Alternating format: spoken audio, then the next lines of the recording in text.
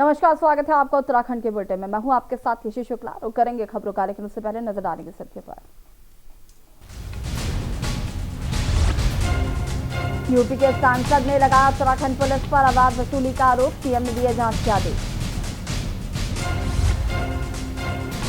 उत्तराखंड में vocal for local को बढ़ावा, पहाड़ी अनाजों से तैयार देवभोग स्वीट लॉन्च, सीएम ने किया लॉन्च। उच्च शिक्षा के क्षेत्र में उत्कृष्ट योगदान पर मुख्यमंत्री ने किया सम्मानित प्रोफेसर बलबीर सिंह रावत के नाम पर छात्रवृत्ति दिए जाने की घोषणा। उत्तराखंड में आज से खुले स्कूल, चलेंगी केवल 10वीं और 12वीं की कक्षाएं, मुख्यमंत्री त्रिवेंद्र सिंह रावत ने की पुष्टि। बद्रीनाथ धाम में 0 डिग्री से नीचे पहुंचा तापमान, जमने लगा पाला, बड़ी कड़ाके की ठंड।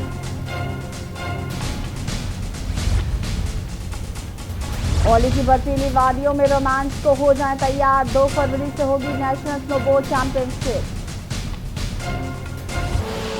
आप देख रहे हैं के न्यूज, खबरों का सारथी। उत्तराखंड की शांत वादियों की बात ही अलग है। यहाँ आपको नेचुरल ब्यूटी, सुकून और शांति के अलावा एक ऐसा एहसास भी मिलता है जिसे शब्दों में बयान नहीं किया जा सकता। ऐसे ही उत्तराखंड की खूबसूरत वादियों में बसा है गुलाबी कांठा। देखिए रिपोर्ट।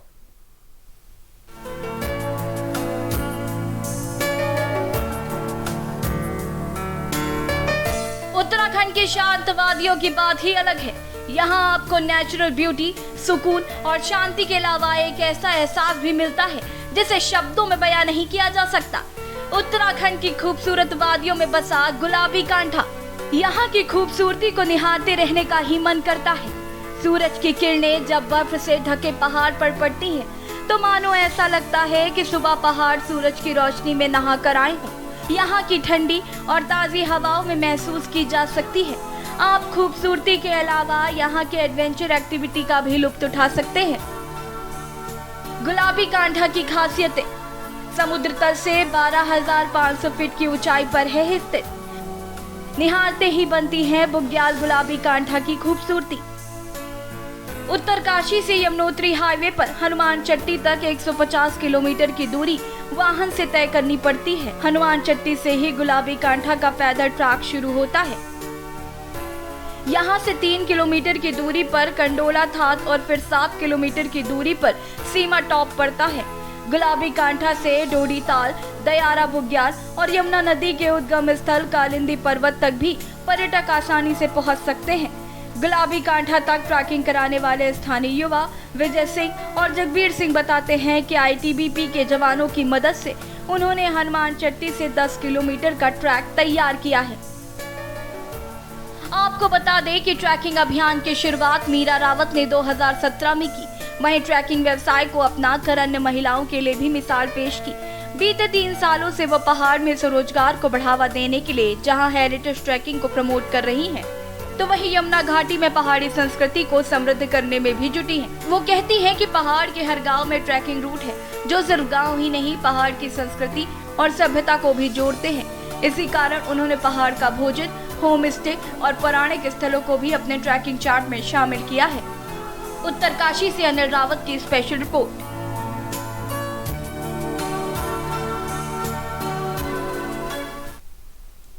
केदारनाथ यात्रा पर आने वाले श्रद्धालुओं की संख्या में हर दिन इजाफा हो रहा है। पहले जहां 3,000 के करीब तीर्थयात्री पहुंच रहे थे, तो वहीं यात्रा में अब 6,000 से अधिक तीर्थयात्री आ रहे हैं। धाम में सोशल डिस्टेंसिंग का कोई भी पालन नहीं कर रहा है, जबकि मंदिर परिसर में 400 मीटर लंबी लाइनें लगाकर श्रद्धालुओं को बाबा का इंतजार करना पड़ रहा है। रहने की व्यवस्था न होने से रात के समय सैकड़ों तीर्थयात्री मंदिर परिसर के बाहर ठंड में सोने को मजबूर हैं। देखिए रिपोर्ट।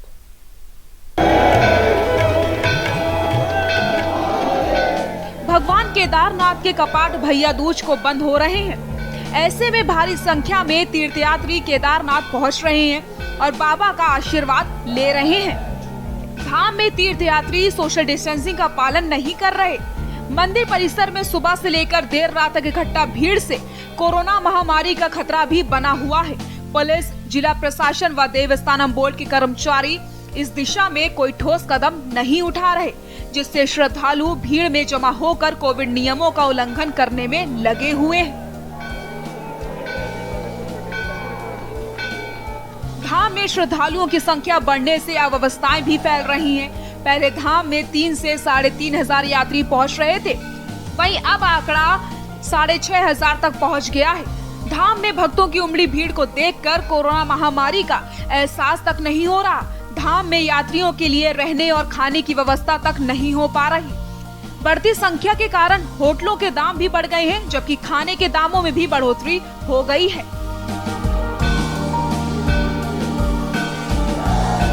प्रदेश सरकार की ओर से 12 जून से केदारनाथ धाम की यात्रा शुरू की गई थी। अब तक 96,671 तीर्थयात्री धाम पहुंचकर बाबा का आशीर्वाद ले चुके हैं।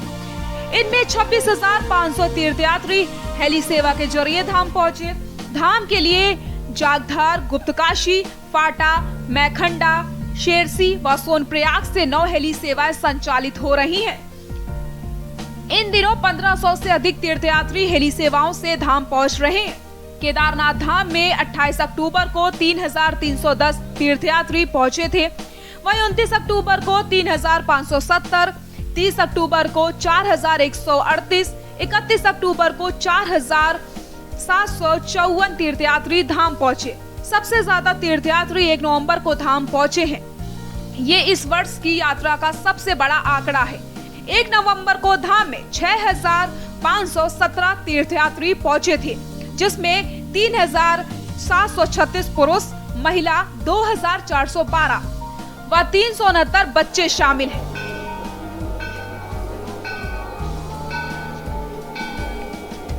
कोरोना महामारी के बीच इतनी बड़ी संख्या में तीर्थयात्रियों का केदारनाथ धाम पहुंचना अपने आप में बड़ी बात है। धाम में भारी संख्या में श्रद्धालु पहुंच रहे हैं। ऐसे में उनके लिए रहने और खाने की व्यवस्था नहीं हो पा रही। रुद्रप्रयाग से के न्यूज के लिए रोहित डिमरी की रिपोर्ट।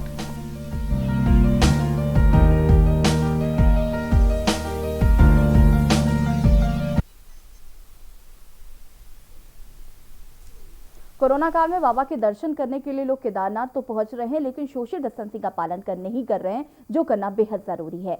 राजस्व उप निरीक्षक और राजस्व पटवारी चौकियों में बैठने के बजाय सुविधाजनक स्थानों पर अपना ठिकाना बनाए हुए हैं, जबकि लाखों से निर्मित की गई चौकियों की स्थिति दयनीय होती जा रही।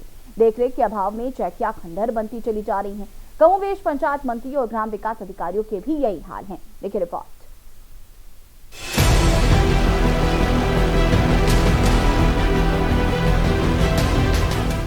रुद्रप्रयाग जिले की 4 तहसीलों पर 52 पटवारी चौकियां बनाई गई हैं। इन पटवारी चौकियों में राजस्व उप निरीक्षक द्वारा बैठकर जनता की समस्याओं को दूर किया जाता है, मगर राजस्व उप निरीक्षक पटवारी चौकियों में बैठने की बजाय सुविधाजनक स्थानों पर रहकर अपना कार्यालय खोले बैठे हैं, जिस कारण ये लाखों से निर्मित चौकियां शोपीस बनकर रह गई हैं।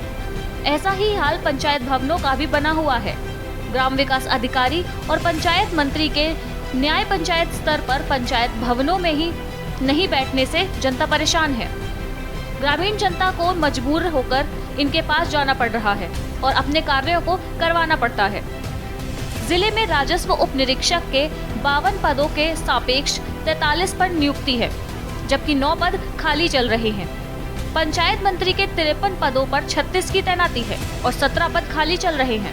इसके साथ ही ग्राम विकास अधिकारी के 33 पदों पर 11 पर तैनाती है और 21 पद खाली चल रहे हैं, और इसके बावजूद भी ये कर्मचारी अपने कार्यालय में नहीं बैठ रहे हैं। ऐसे में ग्रामीण जनता जमीन संबंधी स्थायी निवास, आय, जाति प्रमाण पत्रों के लिए राजस्व उप निरीक्षक की खोज में रहती है, और जब पता चलता है कि इनका कार्यालय बाजारों में खुला हुआ है तो वे वहां पहुंचती है, और वहां पहुंचने पर उन्हें निराशा ही हाथ लगती है। राजस्व उप निरीक्षक कभी भी इन्हें नहीं मिल पाते हैं। वो वास्तव में जनता के द्वार नहीं, वे अपने ऑफिसों से दूर, गांवों से दूर, कहीं बाजारों में अपना निवास कर रहे हैं। अधिकांशतः देखता हूँ जैसे ग्राम पंचायत अधिकारी है, ग्राम विकास अधिकारी है या पटवारी हैं, इन लोगों के आवास गाँव में कहीं नहीं है। सरकार ने उनके आवास बना रखे हैं, लेकिन आवास बनाने के बावजूद वो आवास खाली पड़े हुए हैं, वो वीरान हैं। और वो उन सब ने अपना कमरा बनाया है तिलवाड़ा में, अगस्त मुनि में, रुद्रप्रयाग में, इन जगहों बनाया। क्षेत्रों में चौकियाँ बनाई गई हैं, वहाँ पे कर्मचारी न होने के कारण जो हमारी ग्रामीण क्षेत्र की जनता है उनको अस्थायी निवास प्रमाण पत्र बनाने में, आय प्रमाण पत्र बनाने में, अन्य संबंधित प्रमाण पत्र बनाने में बहुत दिक्कतों का सामना करना पड़ता है, क्योंकि जो चौकियां सरकार द्वारा जो है ग्रामीण क्षेत्रों में ग्रामीण जनता के लिए, ग्रामीण जनता की सहूलियत के लिए बनाई गई है। वहीं क्षेत्रीय विधायक भरत सिंह चौधरी ने कहा कि सभी क्षेत्रों से ये शिकायतें आ रही हैं कि राजस्व उप निरीक्षक, ग्राम विकास अधिकारी व पंचायत मंत्री कार्यालयों में रहने की बजाय सुविधाजनक स्थानों पर रह रहे हैं। इस संबंध में जिलाधिकारी व मुख्य विकास अधिकारी से वार्ता की जाएगी। इधर जिलाधिकारी वंदना सिंह ने कहा कि राजस्व उप निरीक्षकों ने पटवारी चौकियों और पंचायत मंत्री व ग्राम विकास अधिकारी के पंचायत भवनों में न बैठने की शिकायतें प्राप्त की हैं। इनको आदेश निर्गत किए गए हैं कि कार्यालयों में बैठकर जनता की समस्याओं का निराकरण करें। आदेशों का पालन न करने पर ऐसे कर्मचारियों के खिलाफ कड़ी कार्यवाही की जाएगी। उन्होंने जनता से आह्वान किया कि अगर उनके क्षेत्र के राजस्व उप निरीक्षक, पंचायत मंत्री व ग्राम विकास अधिकारी अपने कार्यालयों में नहीं बैठते दिखें तो इनके खिलाफ फोन पर सूचना दी जाए, जिससे तत्काल कार्यवाही की जा सके। इस तरह की शिकायतें लगभग सभी क्षेत्रों से आ रही हैं, चाहे वो बचन सिंह हो, चाहे भरदार हो, चाहे आपके सिलगढ़ हो, लगभग सभी जगह से ये शिकायतें आ रही हैं। पटवारी, ग्राम विकास अधिकारी, ग्राम पंचायत अधिकारी अपने कार्यालयों की बजाय बाज़ारों में सुविधाजनक स्थानों पर रह रहे हैं और उसकी वजह से जनता को असुविधा हो रही है। मैं आज ही जिलाधिकारी से इस संदर्भ में वार्ता करूँगा। शिक्षकों के संबंध में पटवारी चौकी में न बैठने की शिकायतें प्राप्त हुई हैं। जनपद स्तर से एक आदेश हमारे द्वारा निर्गत किया गया है कि जो भी पटवारी चौकी निर्मित करके जहां भी कार्यालय खोलने के लिए दिए गए हैं वहीं कर्मचारी बैठें।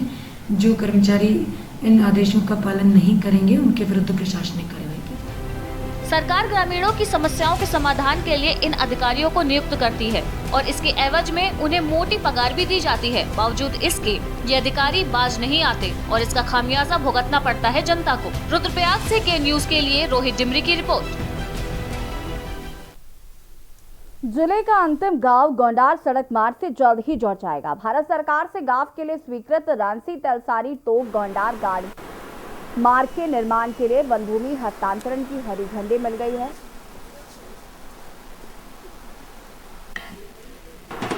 लोक निर्माण विभाग की ओर से अब जरूरी धनराशि जमा करने पर भूमि हस्तांतरण की कार्रवाई अमल में लाई जाएगी। सब कुछ सही रहा तो लगभग 1 वर्ष में गांव तक सड़क बन जाएगी और ग्रामीणों को वर्षों से मीलों पैदल चलने की समस्या से निजात मिल जाएगी। दरअसल गोंडार गांव को सड़क मार्ग से जोड़ने के लिए वर्ष 2004-05 में रांसी तलसारी गोंडार 5 किलोमीटर सड़क को स्वीकृति मिली थी, लेकिन वन भूमि के कारण मामला फाइलों में ही सिमट गया। जनप्रतिनिधियों व ग्रामीणों के लंबे संघर्ष के बाद वन भूमि का मसला नोडल राज्य और अब केंद्र से भी स्वीकृत हो चुका है, जिसके बाद गोंडार तक सड़क बनने का रास्ता साफ हो गया है। अब लोनवी की ओर से वन भूमि के एवज में जरूरी धनराशि जमा करने के बाद भूमि हस्तांतरण की प्रक्रिया पूरी की जाएगी। इसके बाद सर्वेक्षण कर डीपीआर बनाकर शासन को भेजी जाएगी, जिसकी स्वीकृति के बाद निविदा और आमंत्रित होगी और इन औपचारिकताओं को पूरा करने में लगभग 1 से 1.5 वर्ष लग सकता है। विभाग की माने तो मार्च 2022 तक गोंडार गांव सड़क से जुड़ जाएगा।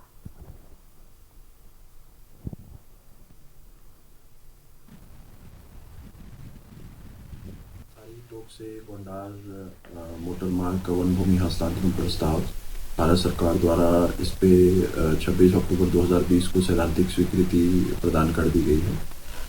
यह मोटर मार्ग केदारनाथ वन्यजीव अभयारण्य के मध्य है और काफ़ी समय के बाद जो है इस पे सैद्धांतिक स्वीकृति प्राप्त हुई है। अब सैद्धांतिक स्वीकृति में उल्लिखित शर्तों की एक अनुपालनाख्या भारत सरकार को प्रेषित करनी होगी।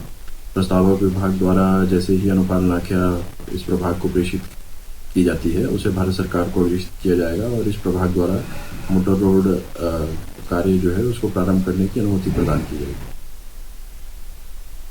सांसद भट्ट दिनेशपुर स्थित श्री हरि मंदिर में पहुंचकर हरिचांद गुरचांद मटुआ संप्रदाय के धर्मगुरु दिनेशपुर श्री हरि मंदिर के संस्थापक मटुआ रत्न दिवंगत आचार्य बाबा गोपाल महाराज की समाधि पर पुष्प अर्पित कर उन्हें श्रद्धांजलि दी और उनका भावपूर्ण नमन किया।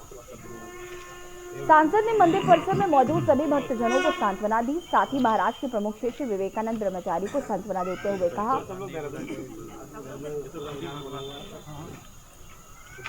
महाराज का धर्म और समाज के प्रति योगदान को कभी भी नहीं भुलाया जा सकता। दुख की इस घड़ी में समूचे उत्तराखंड की जनता सभी हरि भक्तों के साथ है और ईश्वर से प्रार्थना है कि वे आचार्य महाराज को अपने चरणों में स्थान प्रदान करें।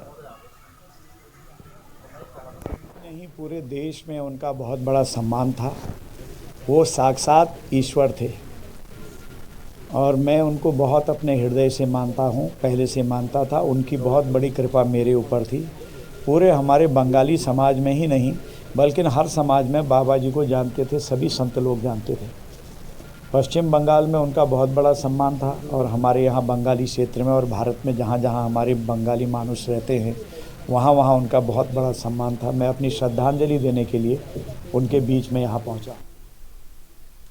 सांसद अजय भट्ट देर शाम को दिनेशपुर स्थित श्री हरि मंदिर में पहुंचे। इस दौरान पूर्व दर्जा प्राप्त मंत्री विजय मंडल ने सांसद अजय भट्ट को एक ज्ञापन सौंपते हुए कहा कि उत्तराखंड राज्य में बंगाली समुदाय के जाति प्रमाण पत्र पर पूर्व पाकिस्तानी शब्द लिखा जा रहा है। शब्द को तत्काल रूप से हटा दिया जाए। इसी संबंध में सांसद अजय भट्ट से विस्तार पूर्वक बातचीत की गई। इस दौरान सांसद अजय भट्ट ने कहा कि पूरा मामला उनके संज्ञान में है और इस बात को संसद में भी मैंने उठाया था। बहुत जल्द इसका परिणाम आपके सामने होगा। उस पर भी कार्रवाई चलती है, फिर उठाएंगे क्योंकि ये मामला पूरे राष्ट्र का है। उसमें मैंने ही नहीं बल्कि जैसे ही मैं बोला तो जगह जगह के सांसदों ने कहा है हम अजय भट्ट जी की बात से सहमत हैं, हम अपने को संबद्ध करते हैं। इसका मतलब है वहाँ भी लोग थे तो उन लोगों ने भी समर्थन किया। इसलिए मैंने ज्वलंत मामले को उठाया है। मुझे कोई परवाह नहीं है, मैं अच्छी बातों को उठाते रहता हूँ। कोई चाहे क्रिटिसाइज करे, आलोचना करे, मैं किसी का अहित नहीं करता हूँ। जो सही बात होती है उसी को लेता हूँ हमेशा। हमने जो ये ज्ञापन सौंपा है माननीय सांसद जी को कि हमारे उत्तराखंड में जो हमारे बच्चों को जात प्रमाण पत्र में लिखा जाता है पूर्वी पाकिस्तान या तो बांग्लादेश, और जो पश्चिम पाकिस्तान से लोग आए हैं 47 में और बांग्लादेश से भी आए हैं 47 में, एक साथ आए हैं, किंतु उनके बच्चों को जाति प्रमाण पत्र में, आय प्रमाण पत्र में पाकिस्तान नहीं लिखा जाता है। जबकि जो हम बंगाली समाज के लोग आए हैं पूर्वी पाकिस्तान या बांग्लादेश से, उसमें पूर्वी पाकिस्तान और बांग्लादेश लिखा जाता है। और यहाँ पर वक्त हो गया छोटे से ब्रेक का, जो हाजिर होंगे। आप देख रहे हैं के न्यूज, खबरों का सारथी। फिट रहना है तो फिटनेस हेल्थ ऑयल ले आओ। You are correct. हाँ, करेक्ट होता है बाबूली। सही बोले हैं, तो ले आइए फिटनेस हेल्थ ऑयल। खुदी को आजमाया है तो ये अंदाज आया है, खुदी को आजमाया है तो ये अंदाज आया है। तुम में भी मैं हूं, शुद्ध प्लस पान मसाला। आप देख रहे हैं के न्यूज, खबरों का सारथी।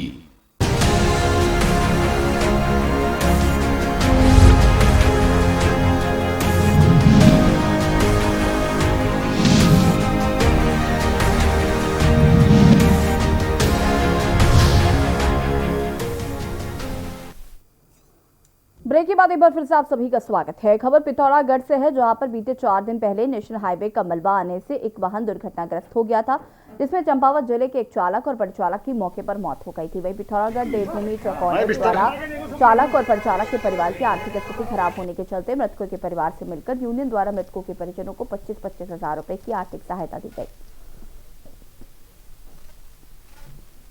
विगत दिनों जो एक घटना हुई थी, जो दर्दनाक घटना हुई थी गुरना मंदिर के पास, उसमें क्लीनर और ड्राइवर की जो मृत्यु हो गई थी, जो एक बिल्कुल गरीब और दलित परिवार से संबंध रखते हैं, तो उससे आहत होकर हम जो है कि देवभूमि ट्रक ओनर्स स्वायत्त समिति के जितने लोग हैं यहाँ पे, जितने मोटर मालिक पिथौरागढ़ चंपावत के, उनके द्वारा एक छोटा सा प्रयास किया गया कंट्रीब्यूशन करके, ताकि हम इनके परिजनों, मृतक के परिजनों को कुछ आर्थिक सहायता प्रदान कर सकें। आर्मी से रिटायर्ड फौजी ने 2 साल पहले जो सपना देखा था वो साकार होता दिखाई दे रहा। आपको बता दें कि रुड़की के करौंदी में 2 साल पहले आर्मी से रिटायर्ड फौजी राजकुमार सिंधु ने क्षेत्र के नौजवान युवाओं के लिए अचीवर्स स्पोर्ट्स एकेडमी व मिलिट्री एकेडमी के नाम से संस्थान खोला था, जिसमें उन्होंने क्षेत्र के ग्रामीण इलाके से प्रतिभावान युवाओं को प्रशिक्षण देने का बीड़ा उठाया था। आज एकेडमी को तीसरे स्थापना दिवस पर छपरेड़ा विधायक तेजराज करमाल व भाजपा के वरिष्ठ नेता सुबोध राकेश पहुंचे। एकेडमी के छात्रों को प्रोत्साहित किया व रिबन काटकर कई खेलों का उद्घाटन भी किया। पहले तो मैं स्पोर्ट्स एकेडमी का जो हमारा स्थापना दिवस यहाँ पर है, मैं बहुत बहुत बधाई देना चाहता हूँ अपने बड़े भाई राजकुमार जी को। इनका एक बहुत महत्वपूर्ण कदम ये क्षेत्र के भविष्य के लिए, बच्चों के भविष्य के लिए इन्होंने जो उठाया था वो कहीं ना कहीं कारगर दिखाई दे रहा है, क्योंकि 2 साल में बहुत तरक्की इस एकेडमी ने की है। स्टेट और राष्ट्रीय लेवल तक के बच्चे यहाँ से निकल कर सीख कर आगे बढ़ने का काम कर रहे हैं। साल पहले जब मैंने शुरू किया था तो 5-6 बच्चों से शुरू किया। आज एक तो जो है हमारे क्षेत्र के बच्चे थे पहले। आज इस एकेडमी के अंदर मेरठ, सहारनपुर, उत्तर प्रदेश और पहाड़ी क्षेत्र के भी बच्चे हमारे हॉस्टल में रह रहे हैं और बहुत सारे बच्चे जो भर्ती हो गए, भर्ती होकर के ट्रेनिंग भी किया। और एक और मतलब गर्व की बात है कि जो बच्चा हमारी ट्रेनिंग इधर से जो ट्रेनिंग लेकर के गया था वो अपनी जो ट्रेनिंग हुई आर्मी की उसमें भी बेस्ट कैडेट रहा। तो ये पूरे क्षेत्र के लिए गर्व की बात है, क्योंकि वहाँ पूरे हिंदुस्तान के बिल्कुल छटे हुए बच्चे जाते। गेम्स का उद्घाटन भी था और मुझे बड़ी खुशी मिली इस पूरे क्षेत्र के और खासकर सहारनपुर, मेरठ, पश्चिमी उत्तर प्रदेश से बच्चे यहाँ पर आए हैं।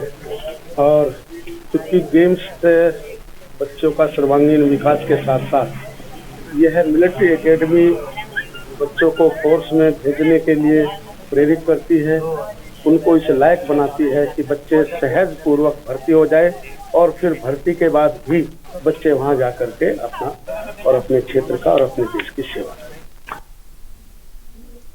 सरोवर नगरी नैनीताल में भाजपा मंडल प्रशिक्षण शिविर में केंद्र सरकार की उपलब्धि गिनाकर संगठन को और मजबूत करने का संकल्प लिया।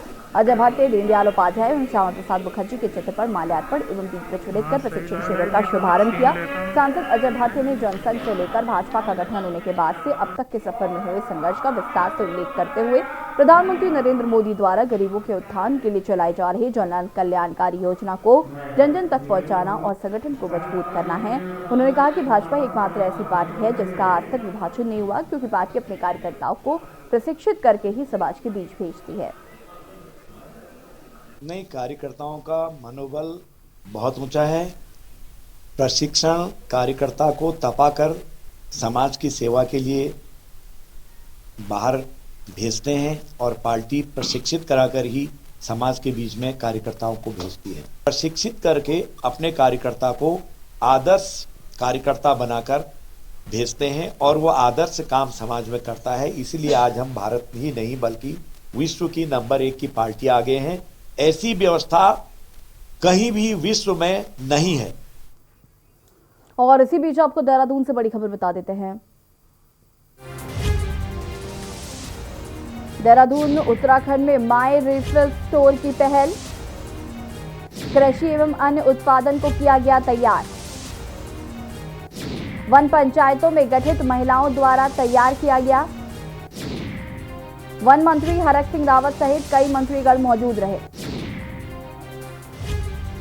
बड़ी खबर आपको बता रहे हैं, उत्तराखंड में माई रेफरल स्टोर की पहल की गई है। बता दें कि वन संसाधन प्रबंधन परियोजना के तहत ये पहल की गई है। कार्यक्रम में मुख्यमंत्री त्रिवेंद्र सिंह रावत ने भी शिरकत की। रिबन काटकर स्टोर का शुभारंभ किया। बड़ी खबर आपको उत्तराखंड से बता रहे हैं, उत्तराखंड में माई रेफरल स्टोर की पहल की गई है। बता दें कि कृषि एवं अन्य उत्पादन को लेकर तैयार किया गया है। ये स्टोर वन पंचायतों में गठित महिलाओं द्वारा तैयार किया गया है। वन मंत्री हरक सिंह रावत सहित कई मंत्रीगण मौजूद रहे।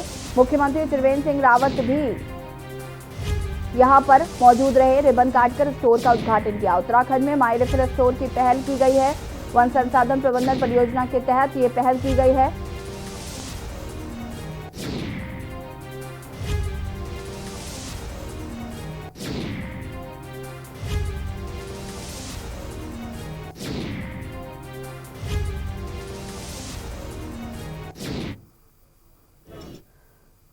हमारा उत्तराखंड के बुलेटिन में फिलहाल इतना ही। देखिए खबर 1 बजे सृष्टि शुक्ला के साथ।